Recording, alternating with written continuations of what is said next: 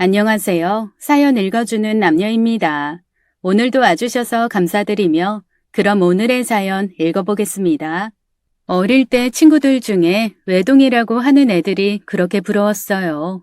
그런 친구들은 오히려 자기가 혼자라고 슬퍼하곤 했는데 그런 모습조차도 저는 너무 부러운 거예요. 복에 겨워하는 투정처럼 들릴 지경으로 말이죠.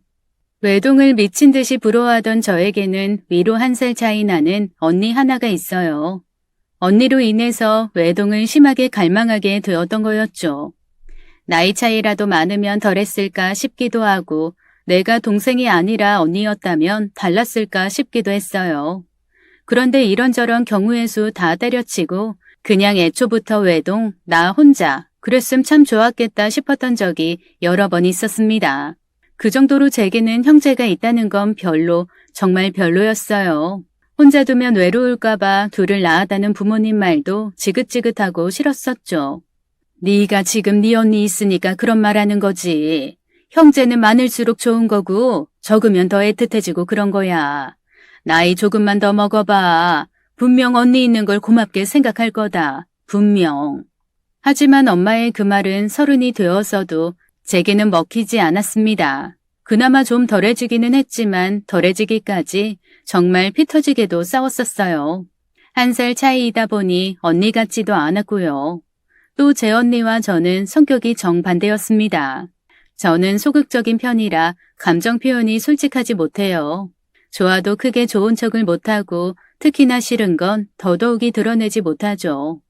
그게 결국은 상대를 배려해서 나오는 자연스러운 태도잖아요.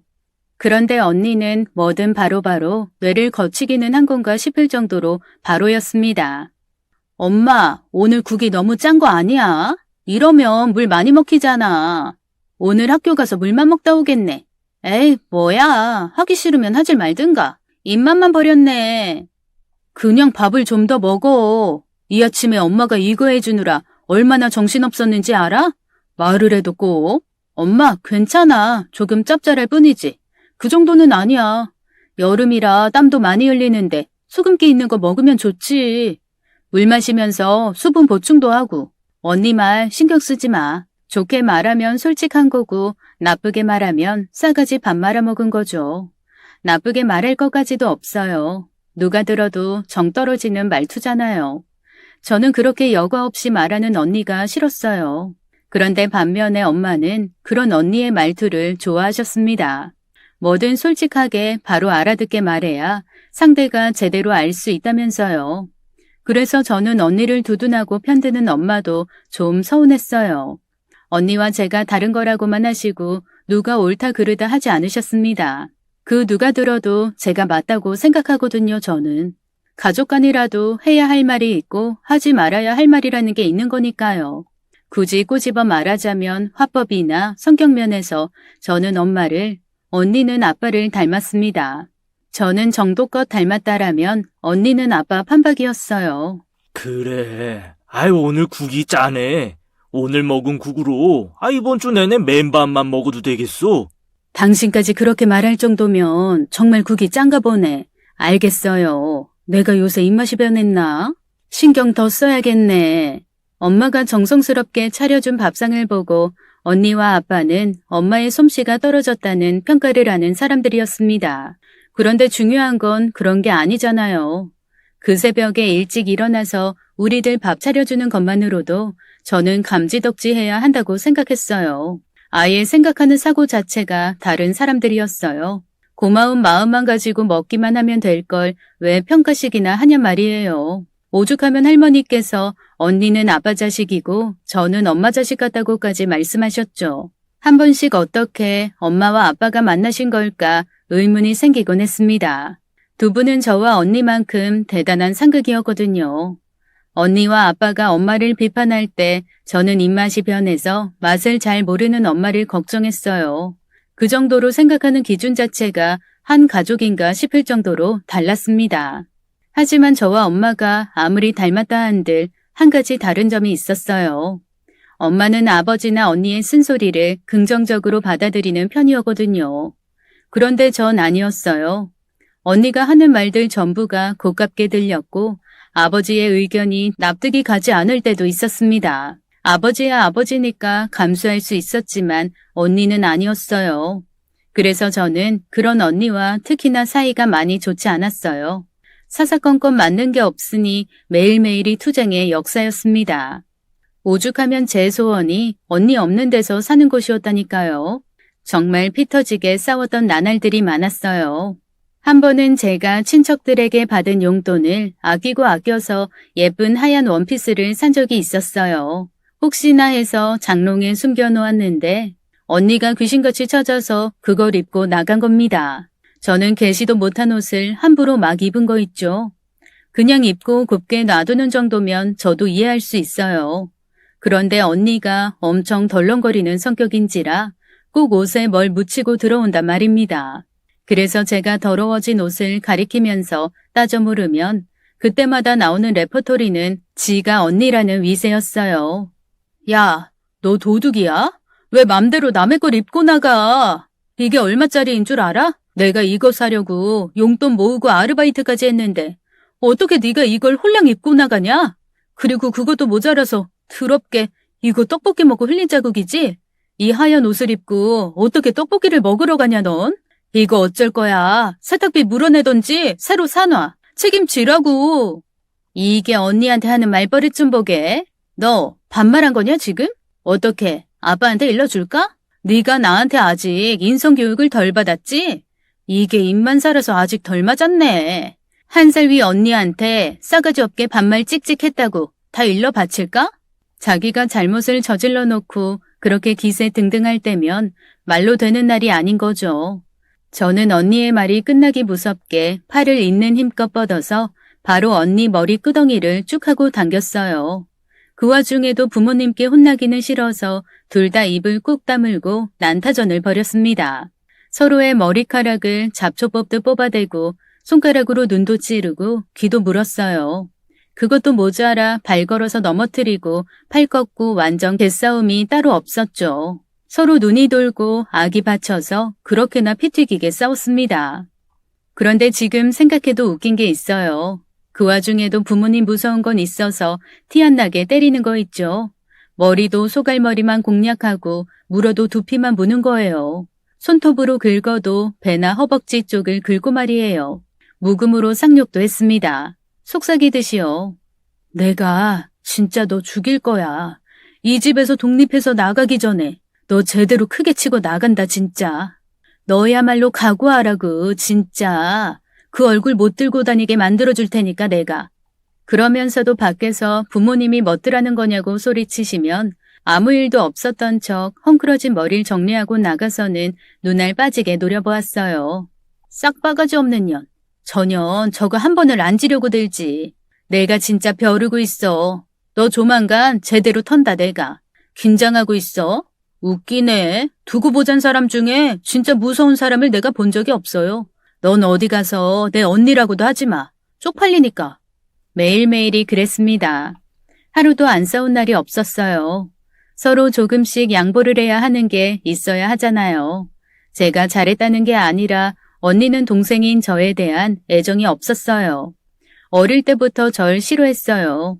부모님이 쓸데없이 낳아버린 혈육, 그 이상도 이하도 아니었습니다. 제가 잘 담아두는 성격인지라 아직도 잊히지 않는 것이 있어요. 정말 아가 때라 몇 살이었는지도 기억이 잘 안 나는데요. 언니가 절 하도 미워하니까 엄마께서 언니한테 저하고 좀 놀아주라고 하셨나 봐요. 그때 부모님은 다른 일을 하고 계셨어요. 그런데 언니가 부모님 신경이 돌아간 틈에 저를 인형 가지고 놀듯 하다가 제 팔을 툭 하고 빼버렸습니다. 저는 어릴 때 정말 순해서 잘 울지도 않는 아이였어요. 그런데 팔이 빠졌으니 얼마나 아팠겠어요. 빽 하고 우니까 부모님이 놀라서 오셨고 그 당시 어린 저는 팔이 빠졌다라고 표현도 못할 때라 아프다고만 하고 울었습니다. 아버지가 제 몸 이곳저곳을 만져보다가 앞으로 놓은 팔이 자꾸 덜렁대니까 그제야 아시고는 저를 업고 병원에 가셨어요. 아마 그때 아버지가 눈치채지 못하셨으면 저는 팔 하나 없이 살고 있었을 겁니다. 저희 언니가 그런 사람이었어요. 자기 동생이 너무너무 싫어서 팔을 못 뽑듯 뽑아버릴 정도의 사람이요. 너무 무섭죠? 지금 다시 말하면서도 무섭네요. 그 이후에 언니가 조심하기는 했지만 말하기도 입 아플 정도로 언니는 절 많이 시기했어요. 자라면서 어떤 때는 왜 저런 걸 동생이라고 낳은 거냐는 말 진짜 많이 들었습니다. 제가 눈에 가시라는 말을 숨쉬듯이 버릇처럼 말했었죠. 엄마는 대체 저딴 애를 왜 낳아준 거야? 내가 어릴 때 여동생 갖고 싶다고 한 거 맞아? 절대 그런 일 없었을걸? 나는 기억도 없어. 동생 달라고 한 거. 내가 다시 과거로 돌아가면 아무리 내가 말을 못하는 어린애일지라도 뜯어 말릴 거야. 저딴 거 필요 없으니까. 절대로, 네버. 동생은 꿈도 꾸지 않는다고 말이지. 저도 일방적으로 절 싫어하는 언니에게 애정을 쏟기는 힘들었어요. 우호적이든 그렇지 않든 사람 사이의 관계가 싹트려면 서로 오고 가는 게 있어야 하니까요. 하지만 전쟁에도 휴전이 있듯이 저와 언니도 나름의 싸움 휴식기가 도래했어요. 나이를 한 살 한 살 먹어가고 학업에 취업에 바쁘다 보니 싸울 시간도 없어졌거든요. 공부를 꽤나 잘했던 언니는 언론고시를 준비하느라 정신이 없었습니다. 저는 언니와는 달리 공부 쪽에는 소질이 없었고 그림을 좋아해서 일러스트레이터를 준비했죠. 그렇게 서로가 바빠지면서 사이가 자연스럽게 좋아진 건 아니었어요.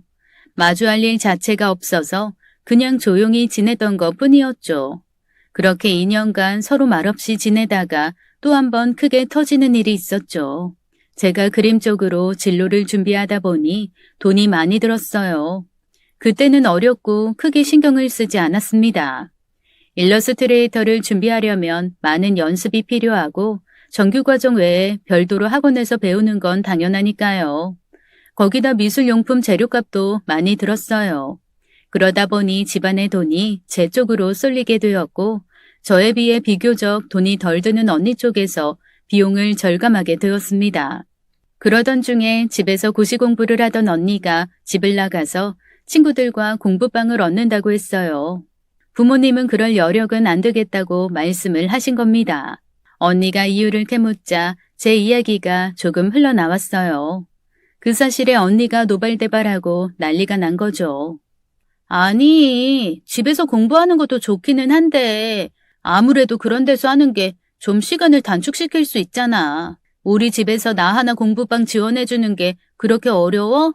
여태 공부하는 내내 나 집에 손 한 번 벌린 적 없었잖아. 그런데 왜? 정확한 이유가 뭔데? 말이라도 해줘봐. 좀 알고라도 있게. 그거야. 자경이가 그림 하는데 레슨비도 계속 내고 있고 조금 더 있으면 입시시험 치잖아. 그때까지는 좀 더 학원 다녀야 할 거 아니야. 학원비가 한두 푼도 아니고 도구들 사는 것도 꽤 들어. 그러니까 네가 좀 양보해. 너는 책 가지고 공부만 하면 되지만 자경이는 아니잖니. 응? 네가 언니니까 한 번만 양보해. 뭐? 무슨 언니라는 건 희생의 아이콘이야? 내가 왜? 내가 저딴 것 때문에 왜 양보식이나 해야 하는 건데? 저 돌대가리 그림 시켜봤자 득될 거 있어? 엄마, 정신 차려. 자식도 결국에는 난 놈 못난 놈 갈리는 거야. 제 소용없어. 안 들으라고. 조금이라도 승산이 있는 내 쪽에 투자를 해야지. 어디 저 똥손을. 똥손은 돈 쳐부어서 가르쳐봐야 똥이야 똥. 언니, 지금 말 다 했어? 언니가 어디 내 그림 한 번이라도 제대로 보고 그런 말 하는 거야? 언니야말로 뭐 보여준 거 있어? 공부한답시고 힘들다고 찡찡대기만 하지. 뭘 보여준 거냐고. 그 언론고시 내 친구 언니는 1년도 안 돼서 붙었더라. 근데 언니는 지금 3년이 넘어가고 있잖아. 언니야말로 대가리에 똥만 가득 찬 거 아니겠어? 누가 누굴 평가해, 멍청이가? 제 말이 끝나자마자 언니는 바로 저에게 싸대기를 날렸어요. 저도 지지 않고 맞받아서 쳤습니다. 집안에 짝소리만 났어요. 짝짝짝 짝짝. 언니와 제가 서로 말없이 이악 물고 싸대기만 연타로 때렸던 거죠. 그 모습에 저희 부모님은 아주 치를 떠셨습니다. 그렇게 우리는 한참을 씩씩대고 서로의 싸대기를 쳐댔죠. 그 다음날 보니 언니는 왼쪽 볼, 전 오른쪽 볼이 시퍼렇게 부어 올라와 있었습니다. 서로 한 발도 물러설 생각을 하지 않았죠. 하지만 결론적으로 늘 물러서야 하는 건 저였습니다. 늦은 밤 부모님께서 저희가 싸운 것에 대해서 속상해 하시면서 대출 이야기까지 하시는 거예요. 저렇게까지 애가 악을 쓰는데, 보태줘야지 어쩌겠어. 내일 회사에 알아볼게. 조금 더 대출 받을 수 있는지. 그네 말대로 우리가 너무 투자를 안 한 건지도 모르지. 오죽하면 저리 난리를 피우겠냐고. 딱 1년만 더 고생하자. 자경이 학원비랑 미술도구 값이 어마어마해요. 가계부 정리하고 보니까 적금도 깨야 할 지경이라고요.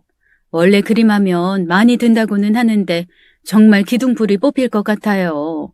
자경이야말로 학원 딱 몇 달만 빼보라고 해야겠어요. 집에서도 도구 대주면 그릴 수 있을 테니까. 엄마가 얼마나 어렵게 제게 이야기를 꺼낼지 다 알고 있기 때문에 다음날 눈 뜨자마자 제가 먼저 말씀드렸어요. 학원은 잠깐 쉬어도 괜찮을 것 같다고요. 언니 말대로 저 똥손 아니니 독학도 문제 없을 거라고 말이죠. 그래서 부모님은 언니의 공부방 비용을 바로 대주셨고 언니는 기세등등하게 제게 말했습니다. 역시 부모님은 현명하고 부모님에게 저는 버리는 패라면서요. 언니가 정말 얄미웠어요. 언니로서 어떻게 저럴 수 있을까 원망스럽기도 했죠. 결국 길고 긴 재수 끝에 저는 미술 전공으로 대학에 붙었고 언니는 언론고시를 빠르게 합격했습니다. 그리고 언니와 저는 정말로 바빠지면서 대화 한마디 할 시간이 없었어요. 일을 마치고 언니가 집에 들어오면 기절해서 잠들기 바빴습니다. 늘 자는 모습만 보았죠. 그런 모습들을 보니 언니가 안쓰럽기는 하더라고요. 한편으로는 먼저 사회에 발을 들인 언니에게 질투가 느껴지기도 했고요. 그렇게 서로가 다른 방향으로 인생을 걸어가기 시작하면서 언니와 저는 한 개인으로서 다양한 가지를 치기 시작했습니다. 언니가 형부를 만날 때쯤에 저도 지금의 남편을 만났죠. 다른 건 몰라도 결혼은 언니가 먼저가 되었어요. 형부가 해외 특파원이어서 캐나다에 가야 했거든요. 언니와 형부는 결혼을 서둘러야 했기에 식은 간소하게 올렸습니다. 형부의 국적도 캐나다이고 형부의 부모님 또한 캐나다에 살고 계셨어요. 한국에서는 가족들끼리 식사 정도만 하고 정식으로 올리는 식은 캐나다에서 했습니다. 오히려 외국에서 하면 더 비용이 절감된다나 어쨌다나 하면서 언니가 그 와중에도 생색을 참 많이도 냈었죠. 엄마, 나 완전 효녀지. 얼마나 좋아. 결혼식도 외국에서 할 만큼 나랑 그이랑 능력도 되고 한국에서는 식사 자리만 갖고 얼마나 효율적이냐고. 나만 한 효녀 없지? 남들은 딸 시집 보낸다고 얼마나 돈 많이 쓰는지 알 거 아냐. 그러니까 나중에 엄마나 아빠도 나 도와줄 일 있으면 팔 걷어붙이고 도와줘야 해. 알겠지? 지금은 잠시 캐나다에서 살지만 다시 돌아올 거야. 그때 내가 손 내밀면 꼭 도와줘. 내가 결혼자금 많이 아껴줬으니까. 꼭. 언니는 결혼자금 아껴서 결혼한 게 뭐 대단한 일이라도 되는 양 부모님께 그 돈을 꼭 돌려받겠다는 듯이 엄포를 다 놓더라고요. 자기 돈도 아니면서 말이에요. 또 저런다 하고 말아버렸어요. 저 인간은 변하질 않는구나 하고 말이죠. 언니는 그렇게 결혼을 했어요. 그런데 형부가 아이를 많이 좋아해서 언니가 일찌감치 임신을 계획했었는데 안 됐어요. 처음에 언니는 외국이고 마음이 불안정해서 그런 건가 하고 생각했었나 봐요. 그래서 캐나다에서 3년간 살면서 병원까지 다녔는데도 임신이 잘 안 되었어요. 그래서 언니는 임신을 위해 한국으로 빨리 돌아왔습니다. 그 시점에 저는 남편과 결혼을 계획하고 있었어요. 저는 입시를 준비하는 학생들을 가르치는 일을 했고 남편은 광고 쪽 일을 하는 사람이었습니다. 작품 임대 때문에 만나게 돼서 연인으로 발전했죠. 저와 같이 예술계통 일을 하는 사람이라 마음이 잘 맞았어요. 한마디로 둘 다 금전적으로 여유가 있는 편은 아니었어요. 감독이라는 타이틀을 가진 남편이었지만 프리랜서인지라 일을 찾으러 다녀야 했죠. 소위 대박 아니면 쪽박이 기다리고 있었습니다. 제 일은 안정적이긴 했어요. 하지만 어느 직장이나 마찬가지로 배우는 사람들에게 외면당하면 언제라도 제자리를 비워줘야 하는 입장이었습니다. 그러다 보니 저나 남편이나 우리가 처한 현실에 대해 아주 잘 알고 있었어요. 결혼이 어쩌면 안 좋은 선택일 수도 있겠다고요. 하지만 양쪽 부모님께서는 응원해 주셨어요. 세상 어디에 죽을 때까지 안정적인 직장 없는 법이고 젊은 커플이니 성실하게 열심히만 살면 되는 거라고 말이죠. 그 응원에 힘입어 결혼을 결심했습니다. 그런데 그 시기에 저희 언니가 우리의 결혼 소식에 또 태클을 걸어왔더랬죠. 좋은 말이 안 나올 거라는 건 잘 알고 있었지만 좋은 날을 앞두고 있는 저에게는 언니의 말이 평소보다 더욱더 신경에 거슬렸어요. 축하한다는 말 한마디가 그렇게나 어려워? 어쩜 언니는 결혼을 해도 철이 안 들었니? 그런 심보니 애가 안 생기지.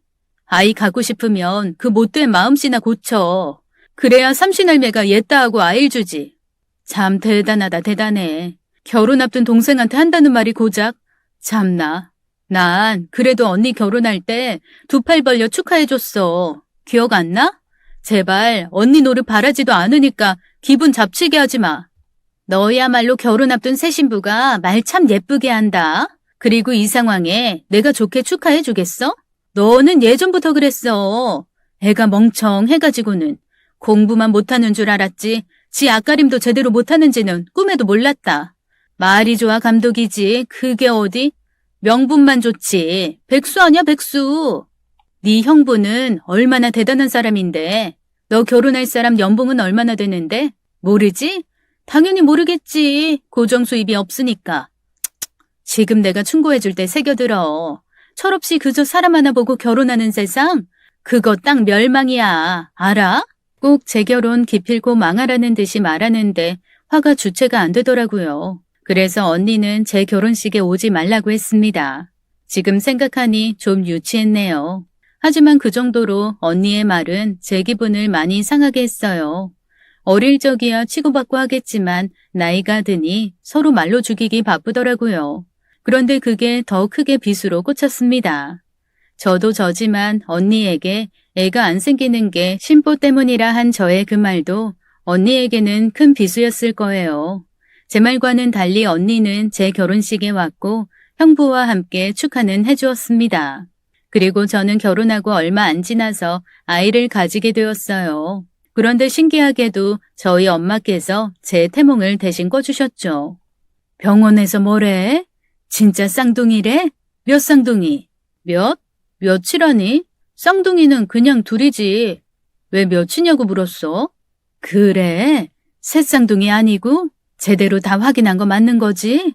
이상하다. 내가 태몽을 꿀 때 분명히 옷구슬이 3개였거든. 너한테 나머지 하나 더 가져가라고 하니까 네가 그게 좀 흠집이 있다고 네 언니나 주라는 거야. 어쩜 태몽에서도 너희는 참 구슬이 3개니 당연히 새쌍둥이인 줄 알았는데 아무래도 상한 구슬이라 진작에 떨어져 나간 건가? 그게 잘된 일이겠지? 저희 집은 기독교라 태몽 포함 그런 미신 같은 거는 안 믿어요. 점도 본 적도 없고요.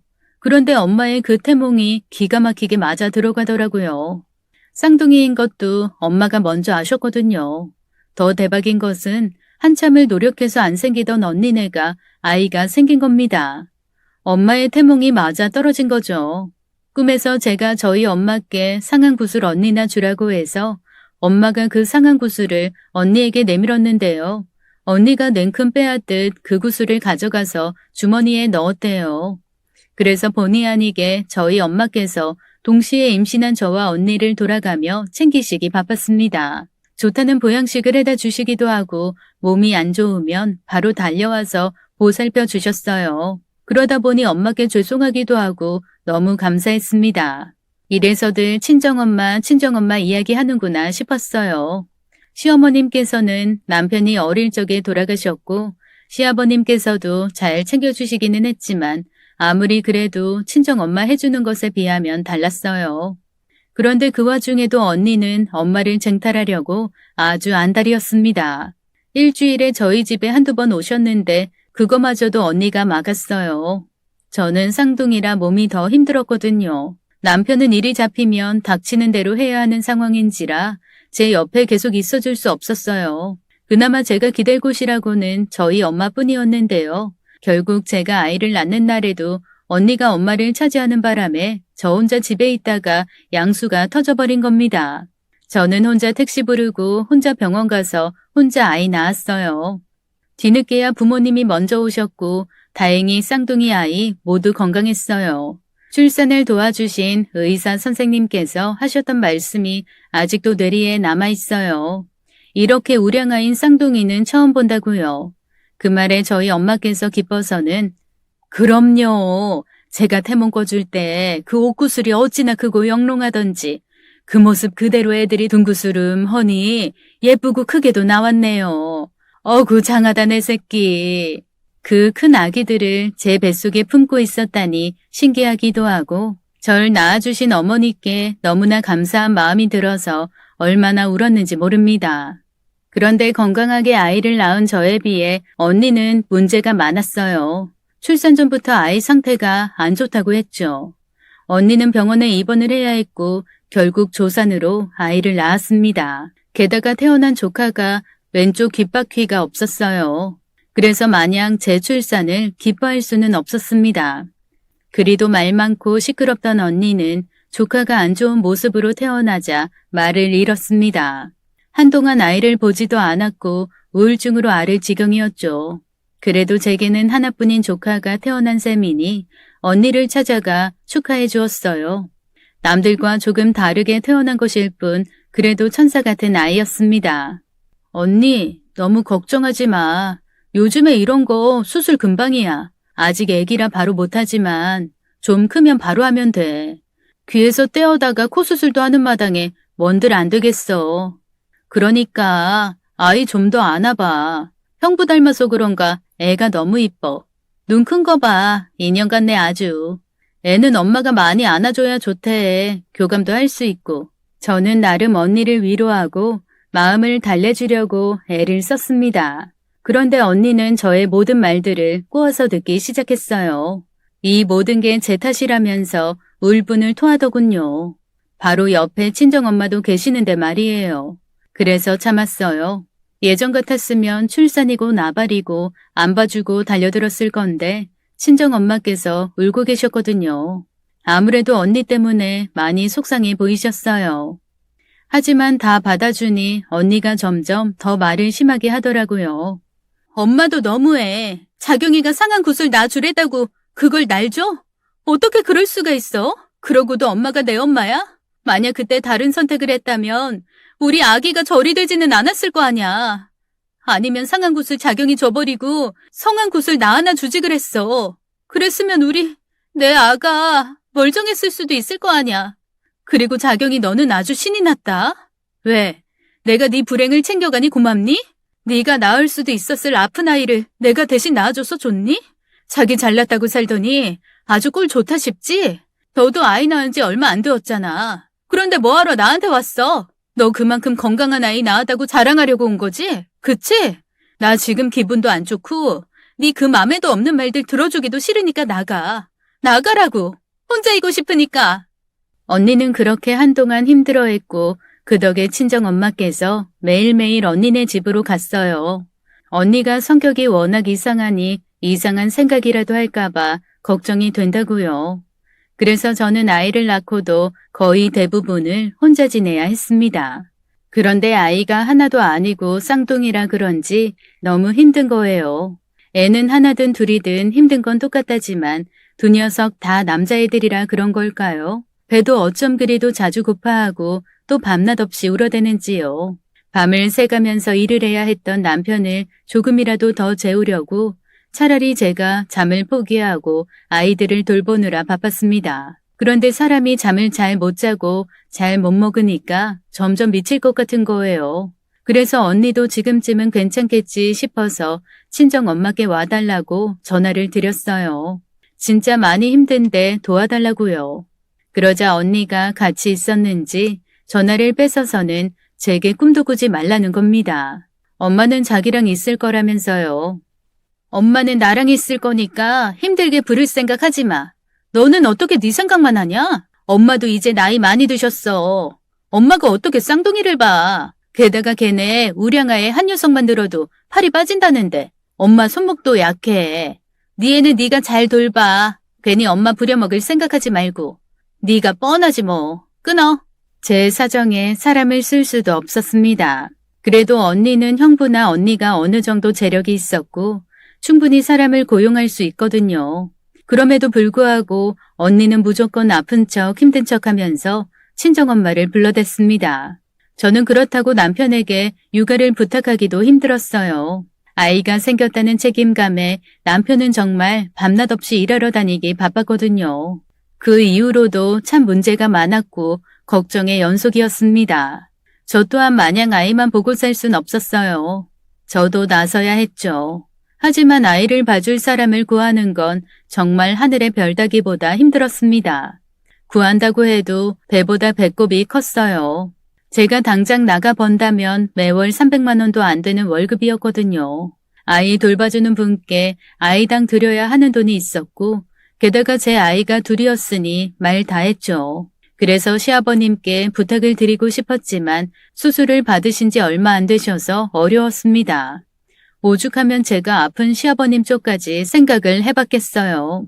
육아가 곧 현실이고 생계와 바로 직결되다 보니 피할 수가 없었습니다. 그래서 저는 언니 몰래 겨우 친정엄마께 연락을 드렸어요. 적은 금액이지만 엄마에게 월급 개념으로 보답을 해드리고 아이를 부탁해 보았습니다. 엄마, 정말 힘든 일인 거 다 아는데 내가 정말 어디 부탁할 데가 없어서 그래. 나한테는 엄마뿐이 없더라고. 우리 성민이, 성훈이 쌍둥이 좀 봐주면 안 될까? 나 다른 데 부탁할 곳 정말 없어. 엄마가 이거 거절하면 나 죽으라는 소리밖에 안 돼. 정말이야. 큰 돈은 아니지만 아이 돌봐주는 값으로 내가 매달 150씩 보낼게. 엄마 제발 부탁이야. 그러자 친정엄마께서 난감해하면서 머뭇거리시더라고요. 이미 언니가 먼저 부탁을 했다면서 말이죠. 네 언니가 한 달 전부터 부탁해서 이미 애 봐주고 있어. 애가 몸이 약하기도 하고 네 언니가 하루에도 몇 번씩 애가 열이 난다. 애가 왜 자꾸 우냐. 뭘 먹여야 하냐 하고 하도 연락을 해서 말이야. 그리고 네 언니는 시댁이 외국에 있잖니. 거기다가 맡길 수도 없는 노릇이니 나밖에 없지. 그리고 애도 아프고 어떻게 해야 되냐 이거. 너무 막막해서 저도 모르게 엄마 앞이라 그런지 울어버렸어요. 저조차도 내내 혼자 힘들게 아이 낳고 키우고 한 게 정말 힘들었나 보더라고요. 그리고 죄송스럽게도 제가 너무 우니까 엄마께서 안쓰러우셨는지 바로 알겠다고 하셨어요. 언니는 일을 하고 있지 않으니 짧게 몇 시간만 봐주고 제 근무 시간에 맞춰서 아이를 봐주겠다면서요. 그거라도 제게는 어딘지 너무 고마웠죠.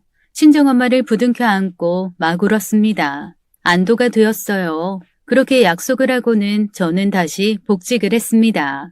여태 티 안 내던 남편이 제가 일을 시작하자 그나마 웃더라고요. 정말 죽어라 일만 했었거든요. 아이 둘의 내 가족, 남편의 부담이 컸을 겁니다. 그렇다고 남편은 제게 당장 나가서 일하라고 말도 한마디 못했어요. 진짜 장모님한테 어떻게 보답을 해드려야 하나 싶다. 아무리 그래도 우리 입장에서는 둘이 벌어야 좀 낫지. 물론 나 혼자 벌어서도 괜찮겠지만 당신도 다 일할 때가 있는 거고 또 요새 혼자 벌어서는 제대로 못 살잖아. 당신한테 내색은 못했지만 아이 봐줄 사람만 구해지면 당신이 일했으면 싶었어. 그래서 나도 여기저기 알아봤는데 아이 봐줄 사람 구하는 거 정말 너무 어렵더라고. 그러니 장모님한테 진짜 잘할게 내가. 저는 제 월급의 반 이상을 친정엄마께 드리기로 약속했지만 전혀 아깝지 않았습니다. 그만큼 절실했고 저 혼자만이 아니라 남편도 그랬으니까요. 친정엄마의 도움은 한마디로 동아줄이나 마찬가지였어요. 그래서 약속된 이후부터 저와 남편은 친정엄마를 거의 떠받들듯 했습니다. 혹시라도 엄마가 아프시기라도 할까봐 철 바꿔가면서 보약도 지어드렸어요. 퇴근하고 오면 바로 친정엄마 눈치 보기에 바빴죠. 그런데 웬일로 언니가 너무 조용한 거예요. 다른 때 같으면 이미 노발대발 난리칠 건데 아무 반응이 없었거든요. 별일이다 싶었고 해가 서쪽에서 뜨는 건가 나이 먹고 애 낳고 철이라도 든 건가 싶었죠. 그런데 알고 보니 다른 속내가 있었던 거였어요. 여느 때처럼 저는 퇴근을 하고 집으로 갔어요. 그런데 엄마가 급하게 가시려는 거예요. 그래서 식사라도 같이 하고 가시라고 너무 일해주는 사람처럼 시간 딱딱 맞춰서 가시냐고 서운해 했거든요. 그러자 친정엄마께서 안절부절 못하시면서 말씀을 못 하시는 거예요. 저희 엄마가 저처럼 거짓말도 정말 못 하시고 얼굴에 다 표나시는 성격이거든요. 그래서 무슨 일이 있나 싶어서 엄마를 못 가게 붙들고 집요하게 물었죠. 아까 아버지랑 통화했는데 같이 일하시는 분들이랑 식사하고 들어가신대. 그러니까 엄마는 내가 고기 싸줄 테니까 드시고 가셔. 내가 집까지 모셔다 드릴게. 이따가 그이도 오고, 응? 얼굴도 오랜만에 보고 말이야. 그이가 엄마한테 얼마나 고마워하고 있는 줄 알아? 감사 인사 꼭 드리고 싶다고. 오늘은 엄마 꼭 잡아두라고 그랬었어. 그러니까 밥도 먹고, 아니지. 아빠한테 말씀드릴 테니까 아예 자고 가, 응? 에휴, 아니야. 엄마도 일이 바빠. 집에 가서 집안일도 마저 해야 하고. 너네 아빠가 없어도 엄마가 할 일은 많아. 그리고 집에 가서 편히 쉬고 싶기도 하고. 그러니까 얼른 갈게. 어휴, 벌써 시간이 이렇게나 됐네. 갈게. 무슨 하루도 같이 밥을 못 먹을 정도로 바쁘대. 나 내일 주말이라 쉬니까 내가 엄마 집 가서 집안일 다 해놓을게. 그럼 되지? 그러니까 같이 저녁 먹고 우리 집에서 자고 내일 가, 응? 아유, 그게 아니고. 아유, 모르겠다. 네 언니가 오라 그랬어. 너네 집 애들 봐주는 거 끝나고 네 언니네 가거든. 가서 같이 이유식도 만들어야 하고 할 게 많아. 네 언니가 워낙 유난이잖니. 알고 보니 엄마는 언니네 집 일을 거의 상주하다시피 봐주고 있었습니다. 한마디로 엄마는 저희 집 아이들과 언니네 아이 봐주고 뒤치다거리까지 다 하느라 정작 집에 계시는 시간이 거의 없다고 하셨어요. 더욱이 언니가 얼마나 유난을 떨어댈지 제가 제일 잘 알고 있기 때문에 단도직입적으로 물어봤죠. 그러는 언니는 엄마한테 얼마나 드리고 있냐고 말이에요. 언니, 엄마가 일주일 내내 언니네 집 일 도와주고 있다면서? 어떻게 그럴 수가 있냐? 엄마도 쉬어야지. 나도 신세지고 있는 입장에서 할 소리 아닌 거 잘 알고 있는데 너무 심하다고 생각되지 않아? 엄마는 도움을 주고 있는 것 뿐이야. 진짜 애 봐주는 사설업체 전문가가 아니라고. 적당히 좀 해. 엄마 돈은 제대로 챙겨주고 있는 거야? 야, 나도 엄마 딸이야. 너만 엄마 딸인 줄 알아? 내가 너한테 묻고 싶은 말이야. 넌 엄마 얼마나 챙겨주고 있냐? 나는 매달 50만 원씩 드려. 왜 이래? 순간 어버버하게 되더라고요. 아무리 저희가 애가 둘이고 언니는 하나일지 몰라도 언니네 집에선 엄마가 거의 상주하고 있으시잖아요. 게다가 언니도 까다롭지만 조카도 보통이 아니거든요. 언니를 아주 쏙 빼닮아서는 빽빽 울기가 장난이 아니에요. 게다가 이런저런 알레르기가 하도 많아서 아무거나 먹이지도 못하고 꼭 유기농만 따로 조리를 해서 먹여야 한대요. 말 그대로 그런 초고난도의 육아를 해줘야 하는 아이거든요. 반대로 저희 애들은 남편을 닮아서 그런가 아주 어린데도 김치도 먹고 다 잘 먹어요. 조용한 편이고 때도 잘 안 쓰고요. 그리고 그런 걸 넘어서 어떻게 고작 그 정도밖에 안 챙겨드리냐는 거죠. 친정엄마 개인 시간 하나 없이 언니네 집에 박혀서 애를 돌봐주시는 건데 꼴랑 50만 원이라는 게 그게 말이 되냐고요. 참. 그래서 저는 언니에게 크게 화를 냈어요. 너무 심하다고요. 와, 있는 것들이 더하다더니 나는 내 월급 반 이상을 엄마 드려. 그리고 그 돈도 너무 부족하다고 생각하고 있고. 그런데 뭐? 50? 언니 세상 물정 모르는 사람이야? 진짜로 아이 봐주시는 분들 급여가 얼마인지는 알아? 물론 그분들이랑 똑같이 해드리지 못해도 최대한 많이 챙겨드려야지. 그리고 언니네 집일이 손이 좀 많이 가느냐 말이야. 애도 아프고 가려먹는 것도 많은데. 심지어 언니도 가려먹는 것도 엄청 많고 까탈스럽기가 어마무시하잖아. 안 그래? 진짜 양심 없다 정말. 그래서 다음날 엄마가 저희 집에 오셨길래 말씀드렸어요. 왜 언니한테 고작 그거 받고 애를 다 봐주느냐고요. 당장에 그만두라고 말이죠. 그러자 엄마는 언니 편을 드는 거예요. 언니가 너무 힘드니 도와주는 개념이라고. 돈은 그리 중요하지 않다고 말하는 겁니다. 그러니까 제 입장에서 너무 서운한 거예요. 그간 제가 드리는 돈도 너무 적다고 생각하고 죄책감까지 가지고 있었거든요. 그런데 언니에게는 그 정도 금액으로도 다 괜찮다고 하시니 말이에요. 그래서 저도 모르게 그러면 안 되는 건데 서운함이 폭발해서는 말이 막 튀어나왔습니다. 엄마, 그래도 이건 아니지. 언니네 돈 많아. 받을 건 받아. 그리고 그렇게 치면 나한테 그렇게 받아가지 말지 그랬어. 내가 엄마한테 매달 주는 150만 원 그거 내 피 같은 돈이야. 그래도 나는 있잖아. 그 돈도 너무 적어서 내내 엄마 눈치 보고 미안해했어. 그 이도 죄송스러워했고. 그런데 아마 그 이도 언니한테 엄마가 그 정도 받고 아이 봐준 거 알면 마음이 복잡해질 거야. 언니는 일도 안 하잖아. 왜 엄마 힘들게 언니 집일까지 다 해주는 거야? 그러자 엄마는 제게 그럴 수 없다고 말했습니다. 돈을 떠나서 엄마가 옆에 있어야 언니가 조카를 안심하고 기를 수 있는 것 같다고 하면서 말이에요. 그래서 모두가 모여서 공론화 시키는 게 낫겠다 싶어서 아버지 생신까지 벼르고 있었습니다. 더 이상 친정엄마가 언니에게 묶여서 힘들게 보내는 꼴을 보고 싶지 않았거든요. 대외적 명분은 그랬지만 언니가 저보다 엄마께 훨씬 돈을 덜 들이고 있으니 그게 배가 아팠던 것이기도 했어요. 아버지 생신 자리에서 한참 동안 축하를 해드리다가 남편이 먼저 아버지께 용돈 봉투를 전해드렸어요. 장인어른, 건강하게 오래오래 사세요. 저희 쌍둥이가 잘 자랄 수 있었던 건 장인어른이 많이 이해해주시고 장모님이 많이 도와주신 덕분입니다. 특히나 장모님께는 늘 죄송한 마음뿐이에요. 지금은 이렇게 약소하게 보답해드리지만 저 정말 미친 듯이 열심히 살아가고 있어요. 나중에 더 크게 꼭 보답해드릴게요. 다시 한번 감사드립니다, 장인 장모님. 남편의 말이 끝나고 언니가 비아냥거리듯이 말하는 거예요. 말로는 뭔들 못하겠냐면서요. 약소한 거 말고 실질적으로 크게 보여주라면서요. 그때부터 제가 속이 조금씩 썩어 나가는 것 같더라고요. 그래서 그러는 언니는 뭘 준비했느냐 물으니 가족끼리 뭘 물질적으로 챙기느냐고 하대요. 아무것도 준비를 안 해온 거예요. 형부만 아버지 어머니 선물을 따로 준비했는데 그것도 너무 별것이 아니라 기억조차 안 납니다. 아무리 가족 아니고 편해져도 기념일은 제대로 챙겨야죠. 형편이 어려운 것도 아니면서요. 그래서 그 자리에서 저도 모르게 언성을 높이고 말았습니다.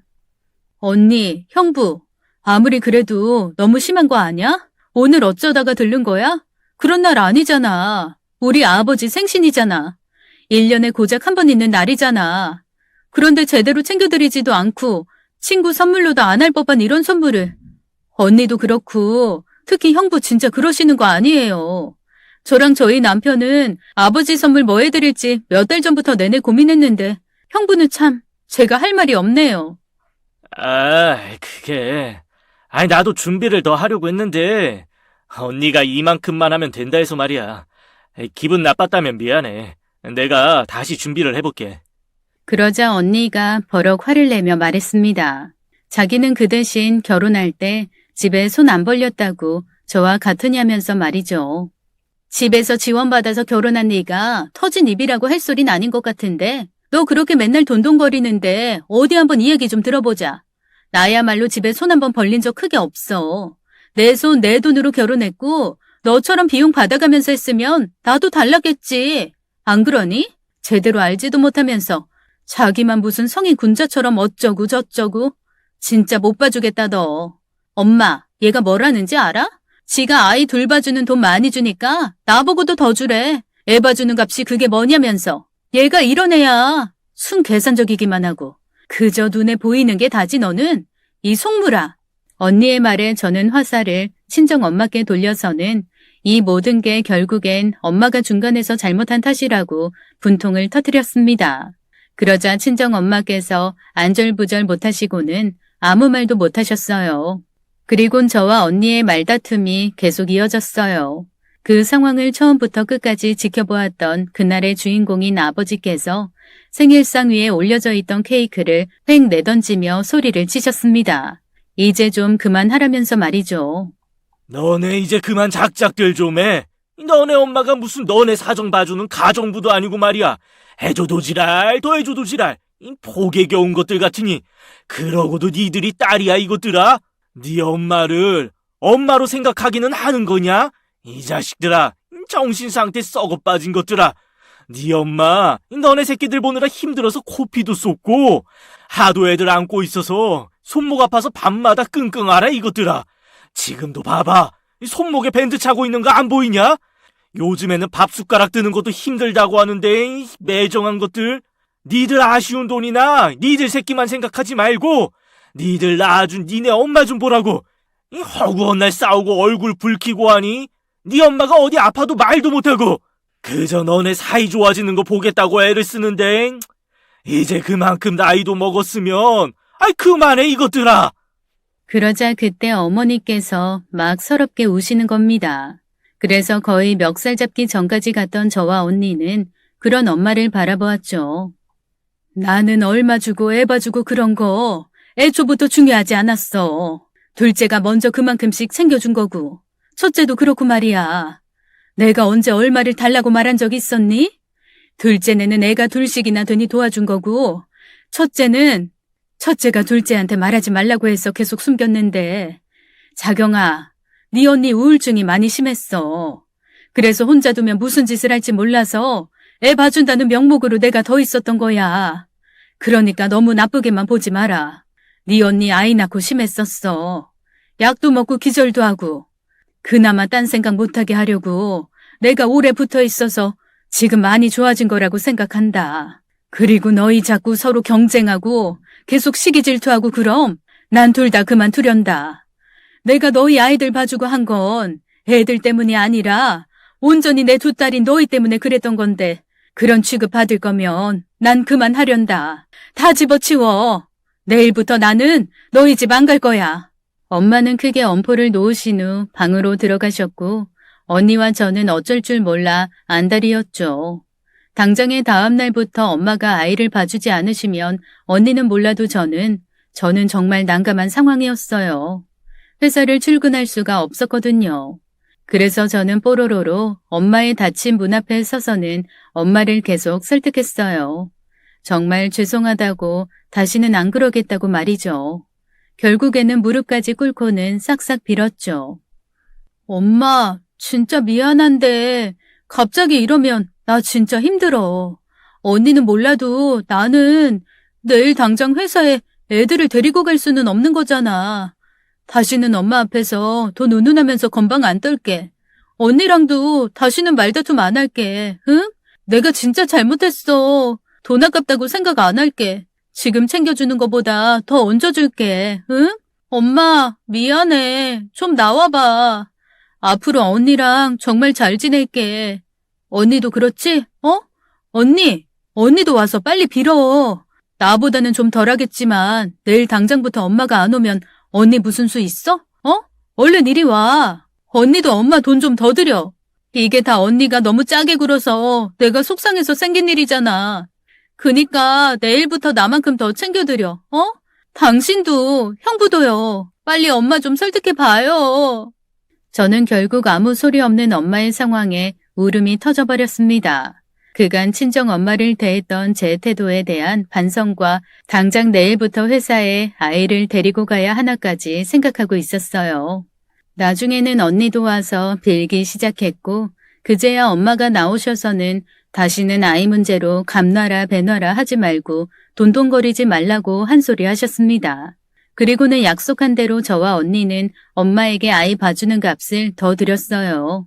혹여라도 마음이 바뀌실까봐 저는 그전보다 더 노심초사했고 언니도 저와 같이 엄마의 눈치를 살살 보기 시작했죠. 그러면서 그 일을 계기로 언니와 저는 한 차례 철이 더 들기도 하고 사이도 많이 가까워졌습니다. 아무래도 아이 관련해서 이야기 나누고 공감할 사람이 언니뿐이더라고요. 아이가 어느 정도 커가면서 언니와 제가 서로 돌아가면서 아이를 봐주었어요. 그러면서 서서히 친정 엄마의 손을 놓아드렸습니다. 그래도 그 당시 엄마가 아이들을 맡아주지 않으셨다면 지금의 여유는 꿈도 못 꿨을 겁니다.